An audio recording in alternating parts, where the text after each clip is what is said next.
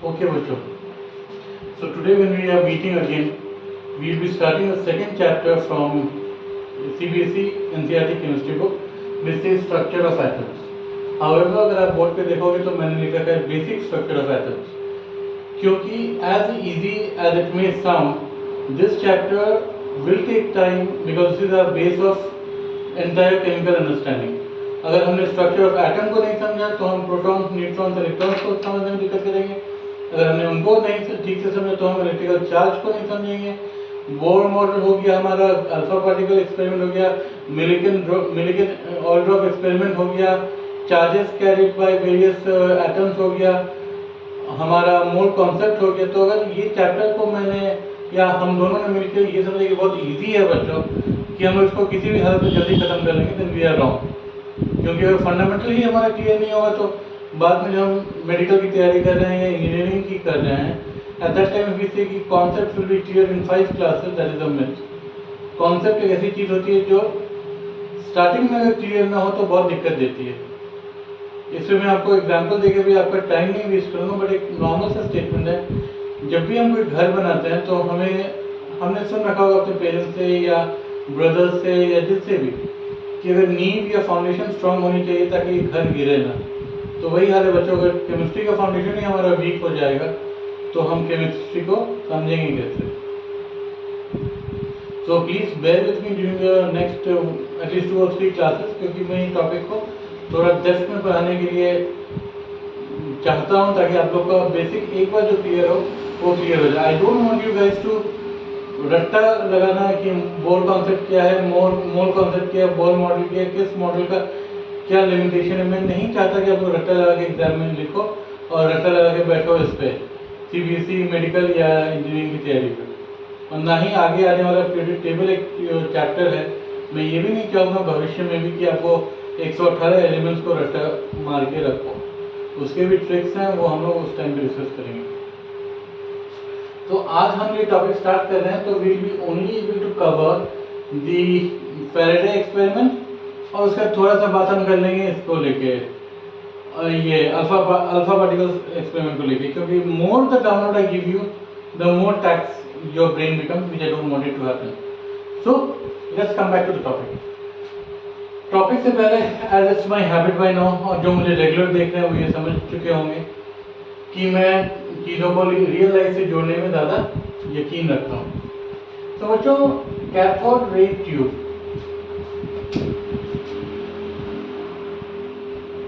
CRT,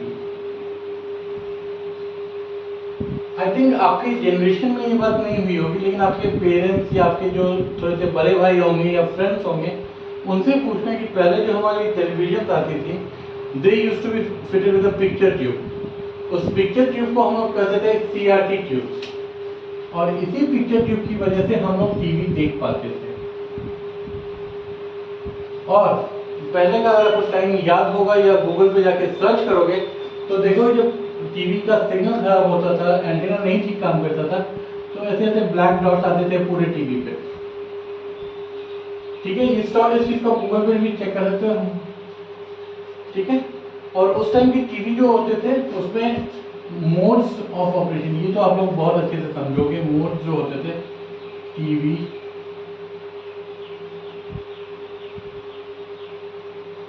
CRT1, CRT2, उस time में हमारे पास HDMI वगैरह नहीं होते थे।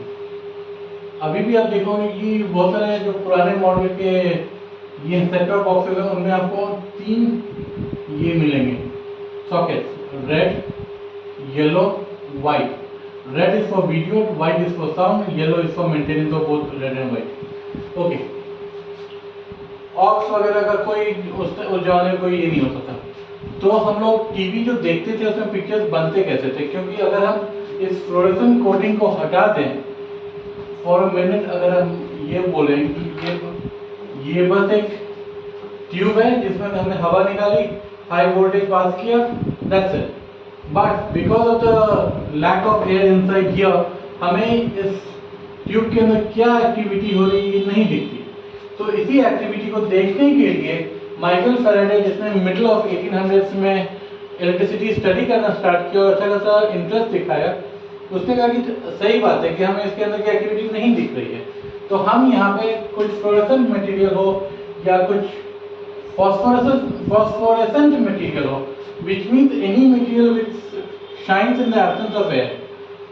जिस जो एग्जांपल अगर आपको दूं मैं तो रेडियम स्टिकर्स आते हैं जो ग्लो करते हैं, तो they are very small scale, however उसी टाइप से फ्लोरेसेंट कोटिंग या फॉस्फोरस मटेरियल की कोटिंग होनी चाहिए थी। तो कोटिंग कर दी गई, ट्यूब से हवा निकाल दिया गया, लेफ्ट हैंड साइड को हमने कैथोड डेजिग्नेट किया जो नेगेटिवली चार्ज होते हैं, दूसरा जो मेरा एनोड है वो परफोरेटेड है। परफोरेटेड इसीलिए रखा हुआ है ताकि फ्लोरेसेंट कोटिंग जो है वो पूरे ट्यूब में स्प्रेड कर सके लाइट को, और हाई वोल्टेज पास किया through cathode to anode.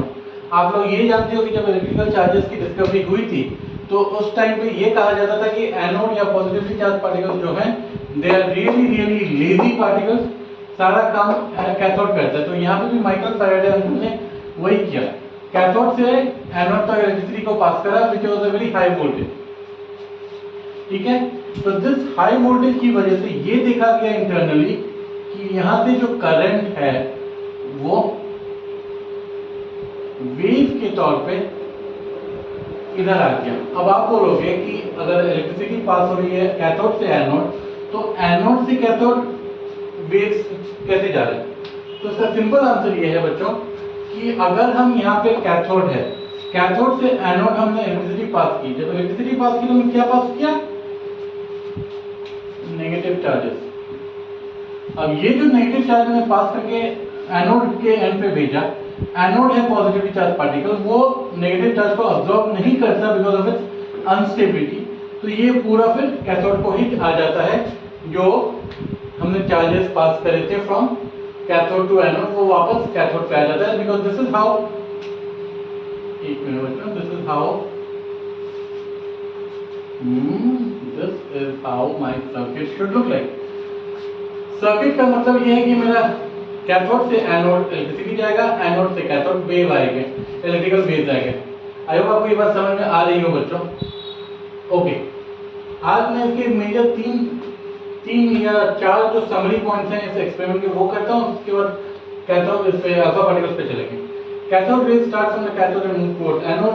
Rays are not visible but they can be observed if we coat the interior of the tube with phosphorescent or fluorescent material, which means any material which shines in the presence of electrical rays.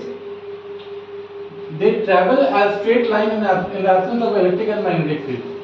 However, अगर कोई electric या magnetic field detect की जाती है इन उस रास्ते में, तो इनका जो बिहेवियर होता है वो एक नॉर्मल नेगेटिवली चार्ज पार्टिकल की तरह बिहेव करते हैं, and that is also very natural. The reason being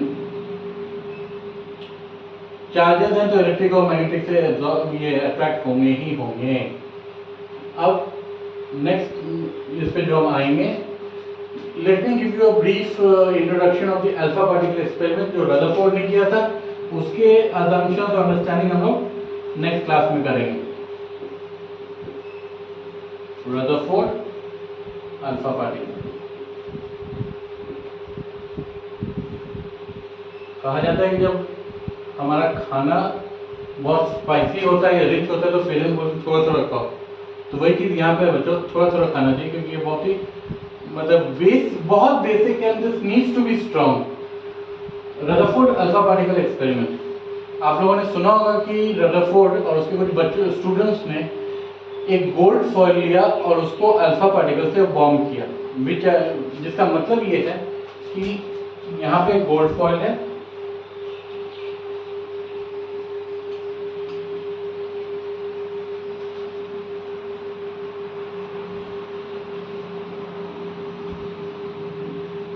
alpha particle, gold foil पे अगर हमने अल्फा पार्टिकल की वर्षा करी तो ये देखा गया कि गोल्ड फॉइल को क्रॉस करते समय मेजॉरिटी अल्फा पार्टिकल सीधी ही जा रही थी। विद दैट उसने क्या कंक्लूजन निकाला है कि अगर मैंने इस फॉइल पे अल्फा पार्टिकल्स को हिट किया, अल्फा पार्टिकल सीधी ही फॉइल को क्रॉस कर रही है, मतलब ये कि फॉइल के जो एटम है उसमें बहुत सारा एम्प्टी स्पेस है। लेकिन कुछ उसने देखा जो 180 डिग्री से भी डिफ्लेक्ट हुए थे, कुछ अल्फा पार्टिकल्स 180 डिग्री से डिफ्लेक्ट हुए थे, तो उसने इसका जो कंक्लूजन निकाला कि न्यूट्रॉन लेजी हैं